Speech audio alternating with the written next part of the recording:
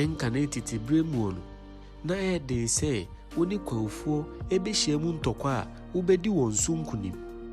Kwawufuo ye nkrofokuo bi a otu batafri Adanse Ayaase enam Adanse eni de nchantokwa na ekokoso nti. Na wonim se bretuo abusua ene chechire kwawuman de. Memama kwaba enka ne tete bremu no na ye wo Kwawu ahenie ani ye wo Akoawu ahenie sanso na ye wo Kodiabe ahenie. Ena me ne wo kasei wono mote faako. Muma yendi kan kire bibi mfa Kwawu ahenie ho. Enka ne tete bremu no ebra akanfo abusuakuo eba bepie mu oman kronkron Ghana asase so no wonom ekoko ntokwa bebree. Se yebekaya yebehunu se ebeduru mrebi ema adenchira ene Adanse ekon ntokwa. Na saa ntokwa yi mu no na aka na abusuakuo bebree na eda so wo Adanse. Na denchirafo atu won ho agu Adansefo so yie pa. Na saa bre no na abusuakuo a otaiboa won ho ewo ntokwa mu pa eye bretu abusua ene oyoko abusua. Michirimu a bretu abusua mu na Kwawu Effiduase. Sanso na oyoko abusua mu na Asante Effiduase. Na saa bretu abusuakuo yi empanyimfo binum etena asese wonum de ntokwa ne dooso ana opasumdwe nti no wobeti won ho efri biae bi a yefre honum Adanse.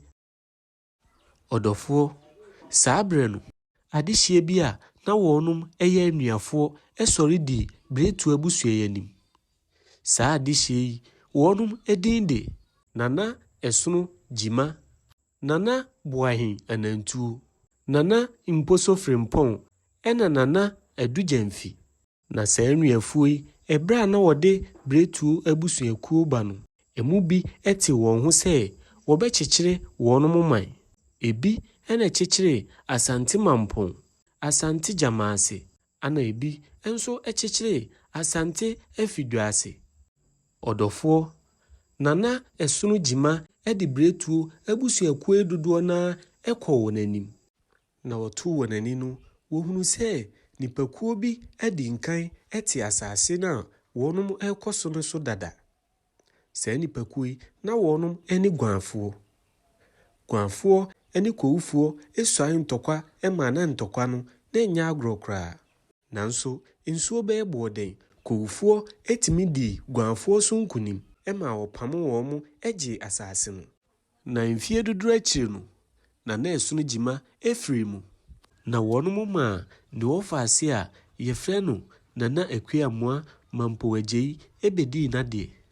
Aha na asem ne wono ebeduru mre bi a na bretu abusuakuo a wonum akopie mu wo Asante Mampong no na wonum eni yegifo enya ntokwa.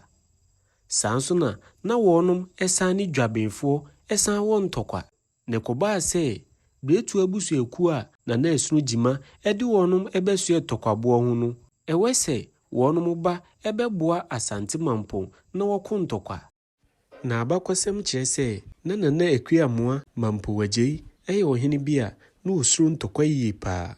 Na ehu boni se obekwa akoboa sa ntokwa yi na ebi a wakwa akohwere ne nkwa.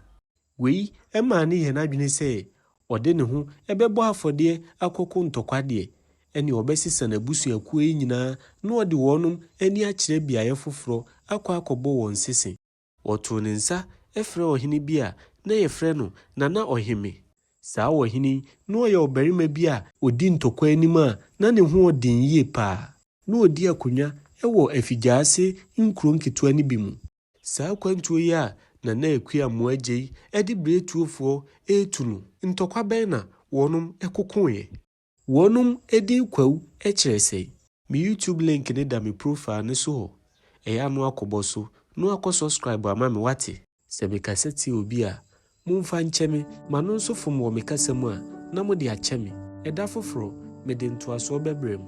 Mumba ba.